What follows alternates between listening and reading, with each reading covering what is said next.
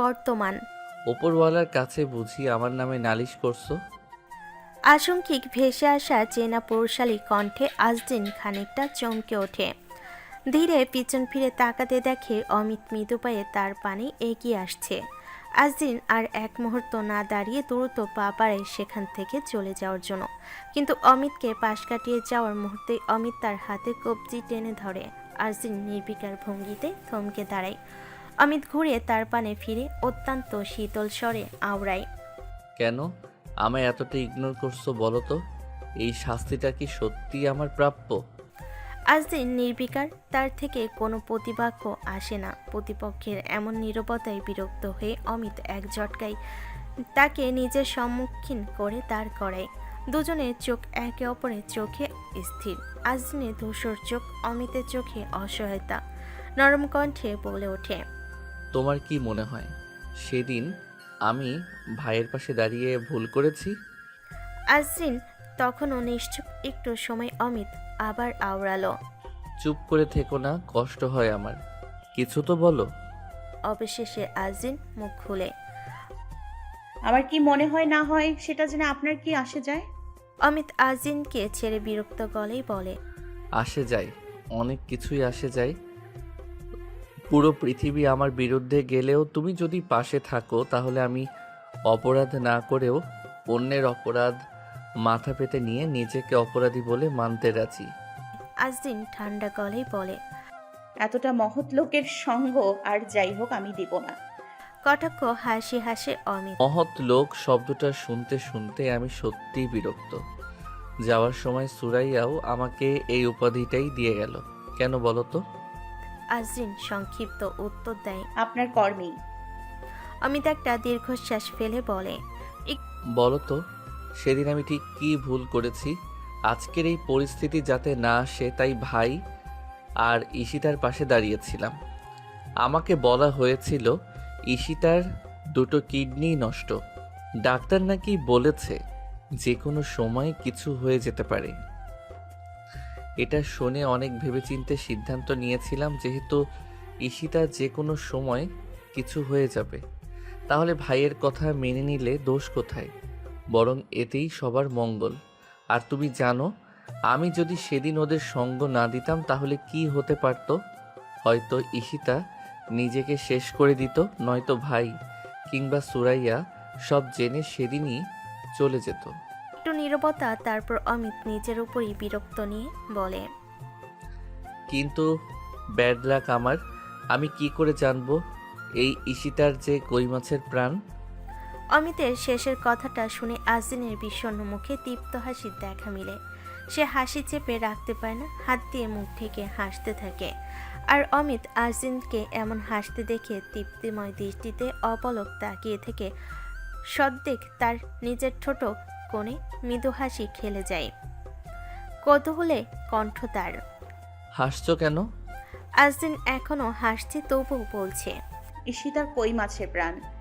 অমিত হালকা বিরক্তির স্বরে বলে ওঠে, তা না হলে কি? দুটো কিডনি নষ্ট তবুও দিব্যি বেঁচে আছে। আজদিন হাসি থামিয়ে আনতে আনতে বলে, এভাবে বলবেন না। বলতাম নাকি, কিন্তু বলতে বাধ্য হচ্ছি। আর বাধ্য ওই করেছে। আজদিন হালকা হাসি নিয়ে বলে। আপনারই তো বউ। কথাটা বলে সে আর এক মুহূর্ত দাঁড়ায় না, পা বাড়ায় সামনে এগিয়ে যেতে। কিন্তু দুপা যাওয়ার আগেই অমিত পিছন থেকে তার হাত ধরে ফেলে। এক ঝটকায় তাকে নিজের পানে টেনে নিয়ে বক্ষ পিঞ্জরে আঁকড়ে ধরে। আর আজদিন হতভম্ব হয়ে বলে ওঠে। করছেন, ছাড়ুন আমায়।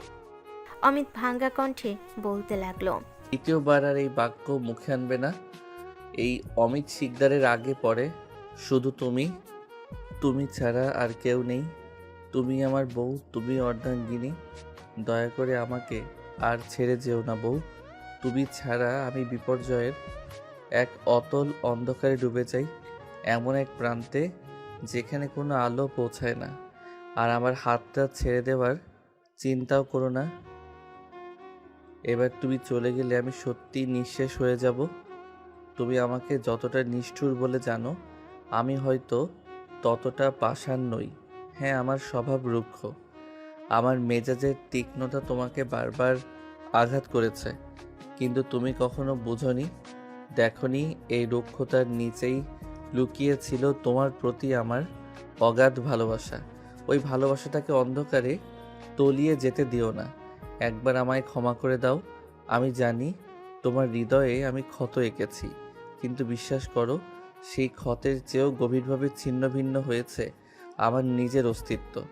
তুমি ছাড়া যে শাস্তিটা আমি পেয়েছি সেটা আমাকে ভেতর থেকে ভেঙে দিয়েছে।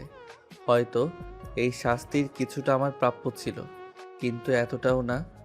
তবুও আমি কোনো অভিযোগ করিনি, শুধু এই বিশ্বাসে বেঁচেছিলাম একদিন তুমি ফিরবে, আমাকে বুঝবে, ক্ষমা করে নিজের করে নেবে। আর যদি তুমি আবার চলে যাও, তবে শুধু আমাকেই না, আমার সেই বিশ্বাসটাকেও হত্যা করবে। প্লিজ এটা করো না। আমি তোমার সঙ্গে আমাদের মেয়েকে নিয়ে একটা স্বাভাবিক জীবন কাটাতে চাই। দয়া করে আমাকে একটা স্বাভাবিক জীবন দাও। আমাকে তোমার আর নিজের সন্তান থেকে আলাদা করো না। আমাকে একটা সুযোগ দাও প্লিজ। আমি তোমাকে প্রমাণ করে দেখাবো আমি একজন ভালো স্বামী হতে পারি, একজন ভালো বাবাও হতে পারি। শুধু একটা সুযোগ প্লিজ। এমন মুহূর্তে আগমন অরিন আর ঈশানের। তোমরা কি বন্ধু হয়ে গেছো? আশঙ্কিক অরিনের ভেসে আসা কণ্ঠে ভ্যাবাচাকা খেয়ে যায় অমিত আর আজরিন। মুহূর্তেই আজরিন নিজের সমস্ত শক্তি দিয়ে তাকে আঁকড়ে ধরে রাখা অমিতের বক্ষ পিঞ্জর থেকে নিজেকে ছাড়িয়ে নেয়। ইতস্তত লজ্জায় তার গাল লাল হয়ে ওঠে। মেয়ের সামনে এমন পরিস্থিতিতে কি প্রতিক্রিয়া দেওয়া উচিত বুঝে উঠতে না পেরে সে গলায় ঝুলে থাকা ওড়নাটা ঠিক করা নিয়ে ব্যস্ত হয়ে পড়ে। অমিতার মধ্যেও এক ধরনের অস্বস্তি কাজ করে, তবুও সে নিজেকে সামলে অরিনের পানে এগিয়ে যায়। হাঁটু গেড়ে বসে তার সামনে এই কয়েকদিনের অমিত খুব ভালোভাবেই অরিনের মন জয় করে নিয়েছে। অরিন আর তার মাঝে এখন বাবা মেয়ে দারুণ একটা সম্পর্ক তৈরি হয়েছে। তবে ঈশানের সঙ্গে সে খেলাধুলা করলেও নিজের বাবাকে নিয়ে তার মধ্যে একটা আলাদা পজিটিভ ভাব কাজ করে। ঈশানের সাথে সে নিজের প্রিয় খেলনা ভাগ করে নিতে রাজি, তবে নিজের পাপ্পাকে না। আর ঈশানও যেন আগের তুলনায় অনেকটা শান্ত হয়ে গেছে। অমিতের কাছ থেকে একটু দূরে সরে এখন সে বেশি সময় কাটায় আজদিনের আশেপাশেই। অমিত অরিনের কাঁধে হাত রেখে আদরের স্বরে বলে, না মা, মাম্মা তো কিছুতেই পাপ্পার সাথে ফ্রেন্ডশিপ করতে চাইছে না।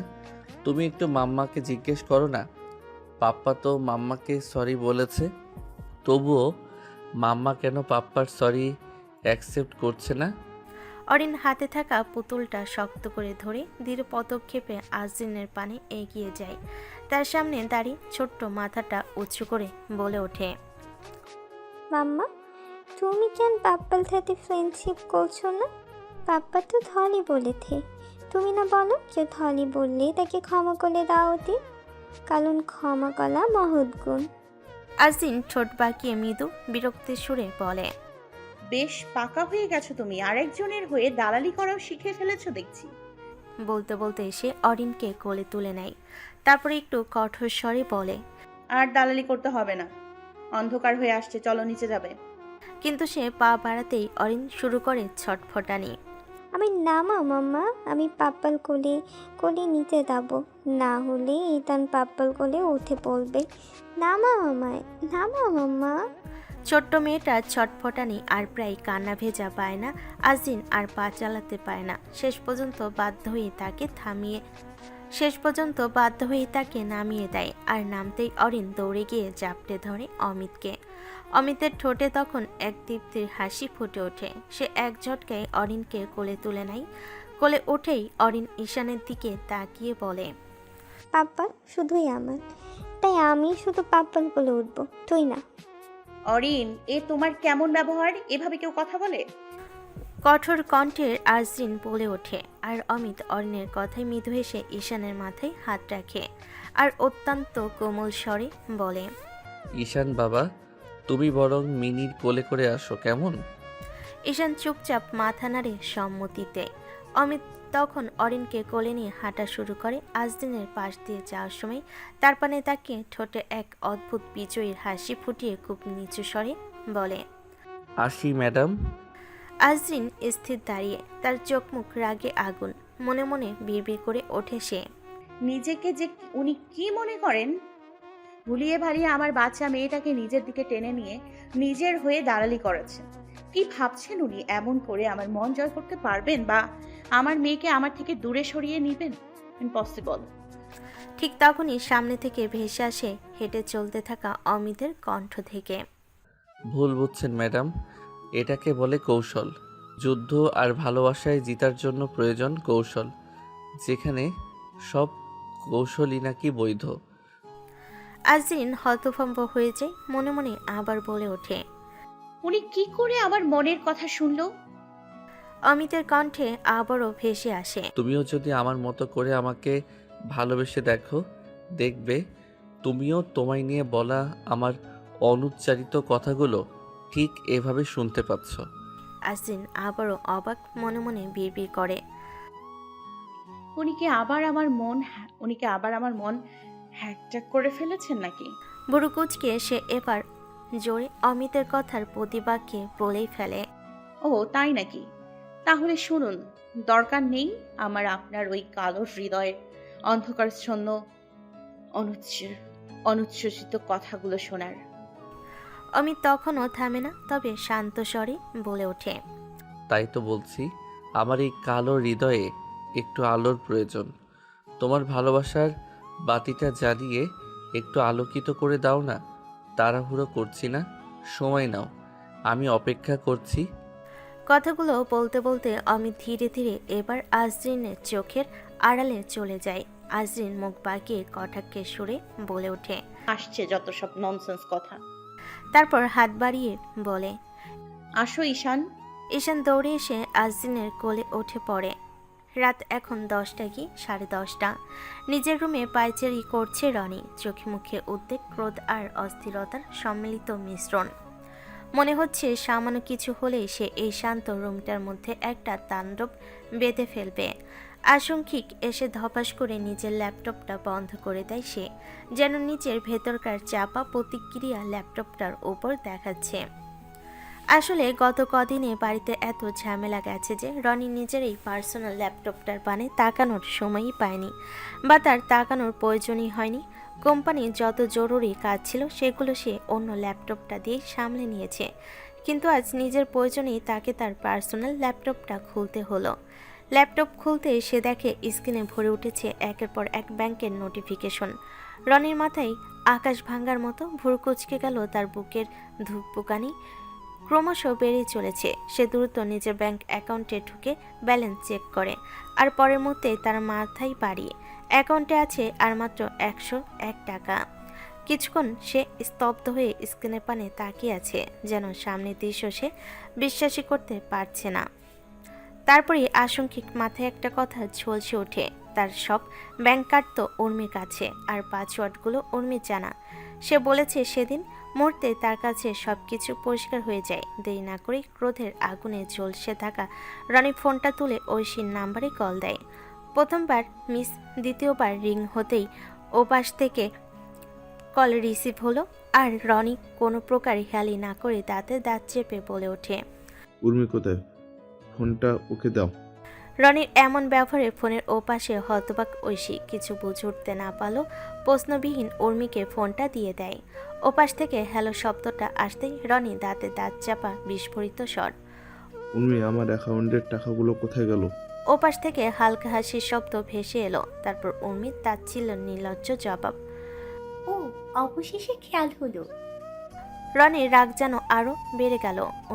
বাজে বকা বন্ধ করে যেটা জানতে চাচ্ছে সেটা অ্যান্সার দাও। ওই দিন আমাকে অপহরণ করে ব্ল্যাকমেল করে বিয়ে করতে চেয়েছিলেন না, সেটারই ছোট্ট একটা প্রতিশোধ ধরে। ফাজলামো করছো? বেয়াই লাগেন নাকি যে ফাজলামো করব? তাই তো মনে হচ্ছে। তাহলে আর কি?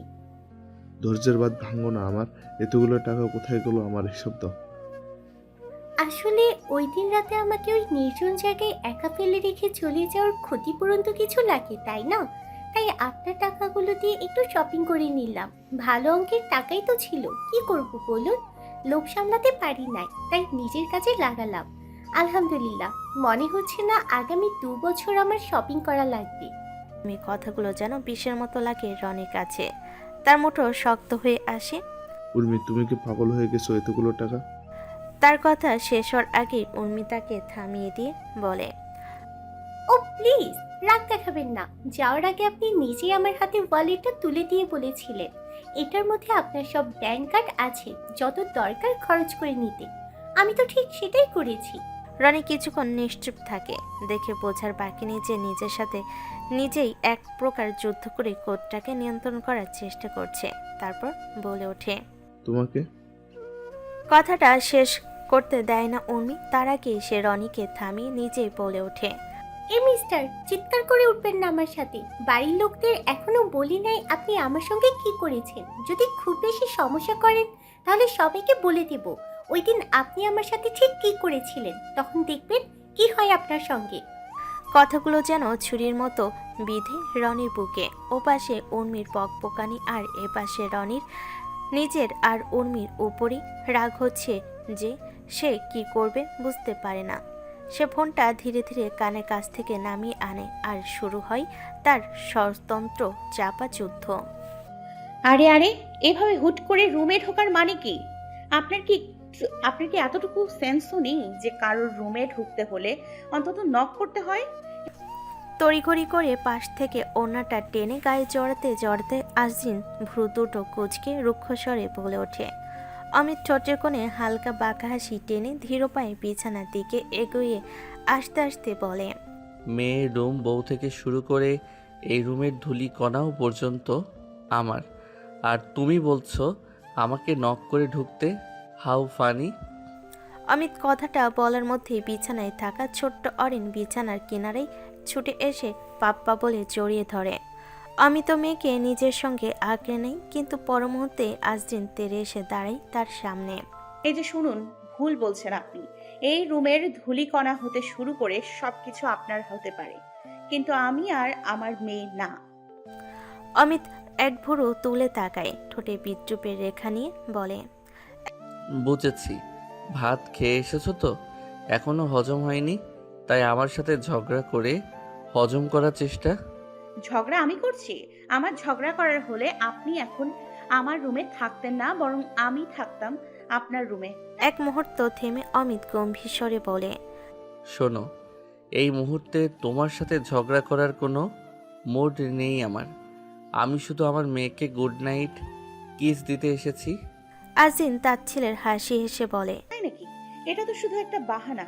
একটু সময় নিয়ে আবার আজরিন, সত্যি করে বলুন তো, আসলে আপনার মতলবটা কি? বাক্য শেষ হতেই আজরিনের জন্য যেন সময়টা থমকে যায়, কারণ ততক্ষণে অমিত অরিনের চোখ আলতো হাতে ঢেকে চোখের পলকে তার ঠোঁট দিয়ে ছুঁয়ে দেয় আজরিনের গালের নরম অংশ। আজরিন তো স্তব্ধ, হাত অনিচ্ছায় উঠে গাল ছুঁয়ে রইল। চোখে বিস্ময় আর ধীরে ধীরে উৎপন্ন হচ্ছে দমে থাকা ক্রোধের ঝড়। পরক্ষণে তার দৃষ্টি রক্তিম হয়ে ওঠে, নিঃশ্বাস বিষধর সাপের ফোঁস-ফোঁস শব্দের মতো ভারী। তীক্ষ্ণ কণ্ঠে সে বলে, আপনার সাহস হলো কি করে আমার সাথে এমন অসভ্য আচরণ করার? অমিত নির্বিকার ভঙ্গিতে তাকিয়ে মৃদুস্বরে বলে, সাহসের প্রশ্ন আসে কোথায় থেকে? তুমি তো আমার আসল মতলব জানতে চেয়েছো। আর কি করছেন? অমিত কিছু বলার জন্য মুখ খুলবে, ঠিক তখনই অরিনের চেঁচানোর কণ্ঠস্বর। চুপ করো তোমরা। তোমরা কেন সবসময় ঝগড়া করো এমন? পাইতলা বাচ্চাদের সামনে এমন ঝগড়া করলে বাচ্চারা কি শিখবে? মুহূর্তে দুজনের চেহারা বদলে যায়, দুজনে একে অপরের পানে ভ্যাবাচেকা চাহনি। তারপর একটু সময় অমিত নরম স্বরে বলে ওঠে, সরি মা। আজিনও একটু থেমে আর চোখে একবার অমিতের পানে তাকিয়ে নিয়ে তারপর ধীর বলে ওঠে, সরি মাম্মা। কিন্তু অরিনের চেহারায় অভিমান আরেকটু ভারী হয়ে ওঠে। সে দুহাত বুকে গুজে মুখ ঘুরিয়ে নিয়ে বলে ওঠে, সরি বলতে হবে না, অমিল তোমাদের উপর খুব বেশি লেগে আছে। আজিন মৃদুস্বরে বোঝাতে চেষ্টা করে, কেন মাম্মা? মা তো সরি বললো তোমায়। এক সময় অমিত আজিনকে খুঁটিয়ে বলে ওঠে, আমিও বলেছি। চুপ করবেন আপনি? চাপা গম্ভীর স্বরে আজিন বলে ওঠে। অমিত ভালো ভদ্র মানুষের মতো সম্মতির মাথা নাড়ে, সে একদম চুপ। অরিনও ঠোঁট ফুলিয়ে বলে ওঠে, সরি অলিন শুনছে না, অলিনের লাগেতে ভাঙবে না। অমিত এবার মৃদু হেসে অরিনকে ঘুরিয়ে নিজের সম্মুখীন করে তারপর কণ্ঠে স্নেহ মেশানো আদুরে স্বরে বলে, তাহলে কি করলে আমার অরিনের লাগ ভাঙবে পাপা শুনি? অরিনের ভিতর তখন দুষ্টু ঝিলিক মুখে অলিন তাই পাপ্পার আমাদের সঙ্গে ঘুমাবে। অলিন পাপ্পা মার মাঝখানে দুজনের আদুল তবেই নিয়ে ঘুমাবে। কথাটা শুনে অমিতের চোখ মুহূর্তেই এক ঝলক নরম আলো উঠে জ্বলে ওঠে। সম্মতির আভাস থাকলেও দৃষ্টিটা অজান্তেই তৎক্ষণাৎ ঘুরে যায় আজরিনের পানে, আর আজরিন তো সঙ্গে সঙ্গে বলে ওঠে, অরিন, এটা একটু বেশি বাড়াবাড়ি হয়ে যাচ্ছে। পাপ্পা আমাদের সঙ্গে ঘুমাবে মানে? আজরিনের এক ধরনের কঠোর কণ্ঠের বাক্য সঙ্গে সঙ্গে অরিন কেঁদে ওঠে বলে। তুমি আমার বকলে? আজরিনের মুখ ভ্যাবাচাকা খাওয়ার মতো হয়ে যায়, তার গলার স্বর নরম হয়ে আসে। না মাম্মা, মা তোমায় কখন বকলো? মা তো শুধু বলতে চাচ্ছে আমাদের এত ছোট্ট একটা বিছানা, এখানে 3 জন মানুষ কিভাবে ঘুমাবে বলো? কিন্তু অরিনের জেদ তখনও অটল। বিছানায় রাখা বালিশের পানে তাকিয়ে বলে, না, পাপ্পা এখানে আমাদের সঙ্গে ঘুমাবে। দেখো না বিছানায় কত জায়গা। এভাবে অরিনের কান্না মেশানো জেদের এক এক বন্যা শেষ পর্যন্ত আজরিন হার মানে। দীর্ঘশ্বাস ফেলে মেয়ের গাল বেয়ে পড়া অশ্রু মুছতে মুছতে বলে, আচ্ছা মাম্মা, কাঁদে না, তুমি যেটা চাচ্ছ সেটাই হবে। সত্যি? অরিনের কান্না গিলে মুহূর্তে মুখে ঝলমলে হাসি টেনে বলে। আজরিন তাকে বুকে টেনে নিয়ে অমিতের পানে তাচ্ছিলের দৃষ্টিতে তাকিয়ে অনিচ্ছায় বলে, হ্যাঁ। একটু সময় তারপর অরিনকে অমিতের কোলে তুলে দিয়ে আজরিন চুপচাপ বিছানা গুছাতে চলে যায়। সব গোছানো হলে অমিত আলতো করে অরিনকে বিছানায় রাখে। সঙ্গে সঙ্গে অরিন দৌড়ে গিয়ে নিজের জায়গা দখল করে নেয় মাঝখানে। এই ফাঁকে আজরিন নিচু স্বরে ফিসফিস করে অমিতকে বলে, এটাই তো চেয়েছিলেন আপনি, তাই না?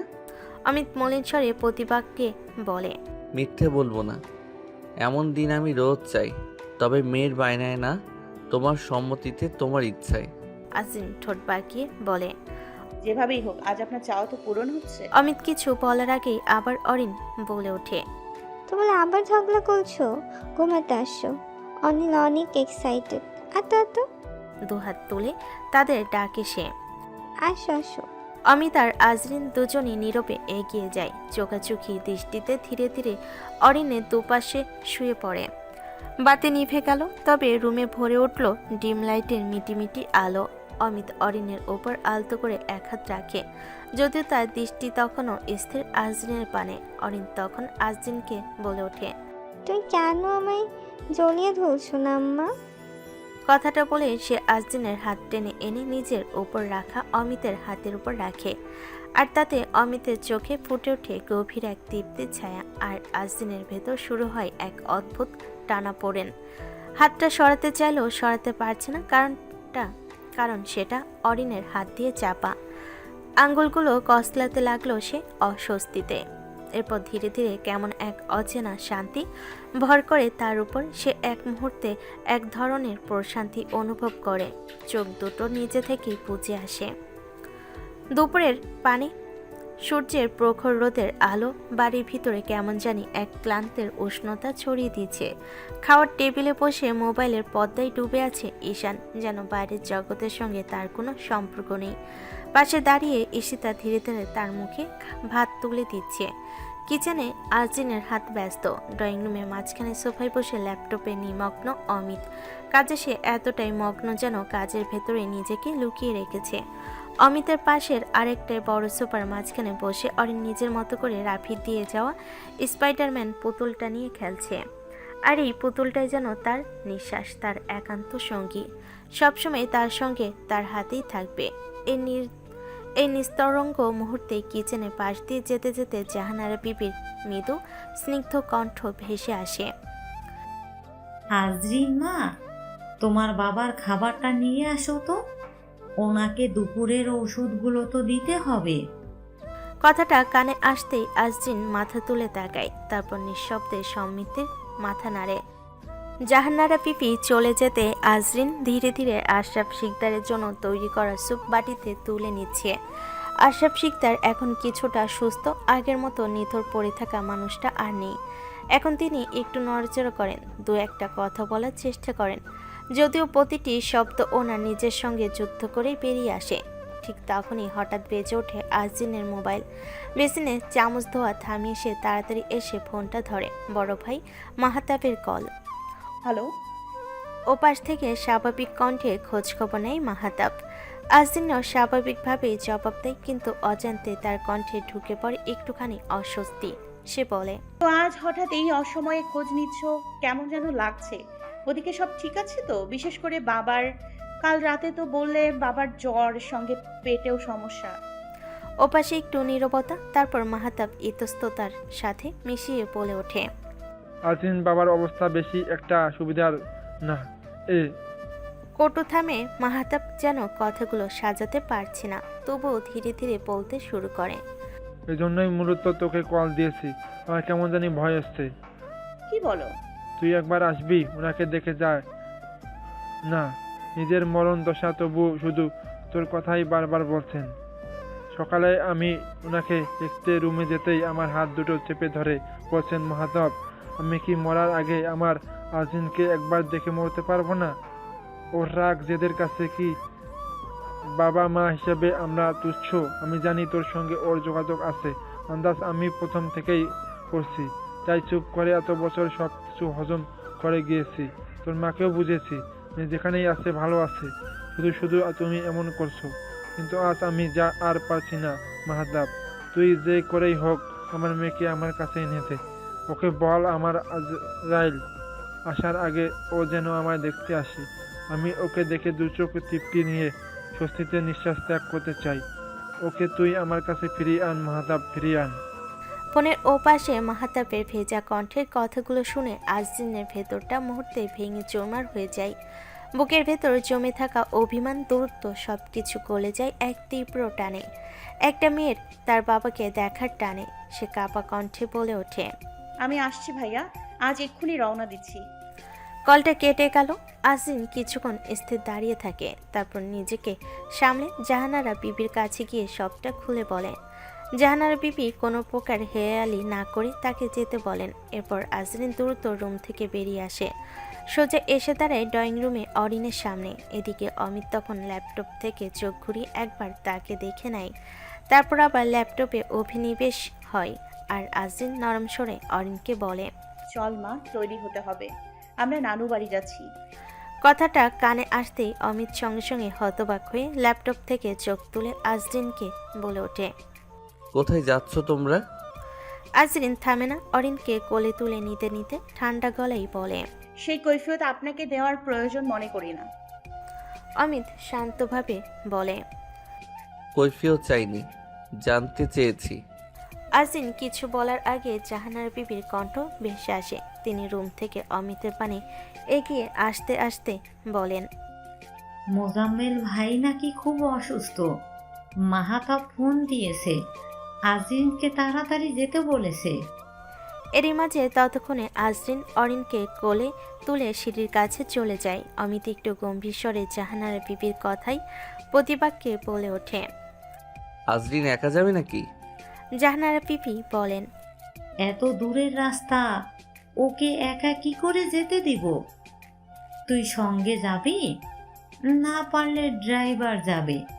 অমিত সঙ্গে সঙ্গে বলে ওঠে, ড্রাইভার যাবে মানে? আমি যাচ্ছি। এত দূরের রাস্তা কত সময় লাগে কে জানে। এ বলে অমিত যাওয়ার জন্য তৈরি হতে দ্রুত পা বাড়ায়, আর পিছনে না ফিরে জাহানারা বিবিকে উদ্দেশ্য করে বলে, মা, আমার ল্যাপটপটা গুছিয়ে নিয়ে আসো তো, আমি ল্যাপটপ নিয়ে যাচ্ছি। এদিকে রুমে এসে আজরিন দ্রুত কাপড় গোছাতে থাকে। হাত নড়ছে তো তার, কিন্তু তবু তা যেন চলছে না। অরিনকে বিছানায় রেখে তাকেও হেল্প করতে বলে, আর ছোট্ট অরিনও মাকে প্রয়োজনীয় জিনিসগুলো ব্যাগে নিতে এগিয়ে দিচ্ছে। একটা সময় এসে বলে ওঠে, মাম্মা, পাপ্পা আমাদের সঙ্গে যাবি? মা, পাপাও তোমাদের সঙ্গে যাচ্ছি। আজিনের জবাবের আগে দরজার পান থেকে অমিতের কণ্ঠস্বর।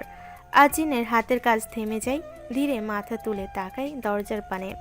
চোখে বিস্ময়, কোথাও একটুখানি দ্বিধা দেখা যায়। অমিত রেডি হয়ে হাজির। একটু স্থির নির্বিকার থেকে অমিত এবার এগিয়ে আসতে আসতে বলে, পাপা রেডি মা, আমরা তিনজনই যাচ্ছি। আপনাকে যেতে হবে না। হাতের কাজে আবার নিজেকে ব্যস্ত করে আজদিন ঠান্ডা গলায় বলে ওঠে।